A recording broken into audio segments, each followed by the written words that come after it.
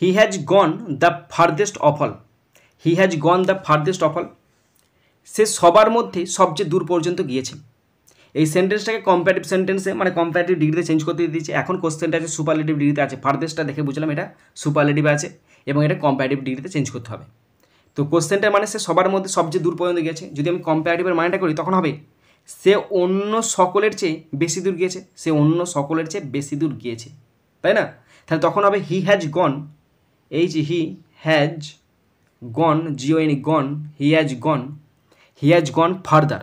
এবার ফার্দার বলে রাখি ফার, ফার তো FAR ফার, ফার থেকে দুটো ডিগ্রি হয়, ফার্দার হয় FARTHER হয়, অথবা ফার্দার FURTHER, দুটোই ঠিক কিন্তু যেটা খুশি তোমরা সেটাকে লিখবে, ঠিক আছে? তো তোমাদের দেখিয়ে দিলাম সুতরাং যেন কনফিউশন না হয় পরে তোমরা।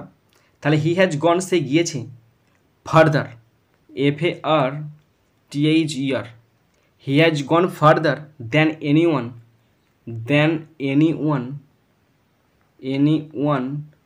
Else, ELSE, stop. তাহলে হি হ্যাজ গন, সে গিয়েছে ফার্দার দ্যান এনিওয়ান এলস, সে অন্য সকলের থেকে অনেক দূর গিয়েছে। এটা কম্প্যারিটিভিটিতে করলাম। এরপর আর একটা কম্প্যারিটিভিটি হবে, সেটা দেখিয়ে দিচ্ছি তোমাদেরকে একই।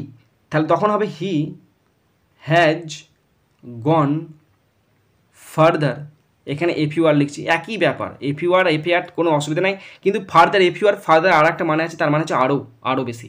তাহলে he has gone further then then any other person, শুধু সে প্রথমে বলছিল এনি আদার এলস, এখানে এনিওয়ান এলস করেছিলাম, আর এখানে বলছে any other person, PERSON, stop. এই হচ্ছে difference, he has gone further than any other person.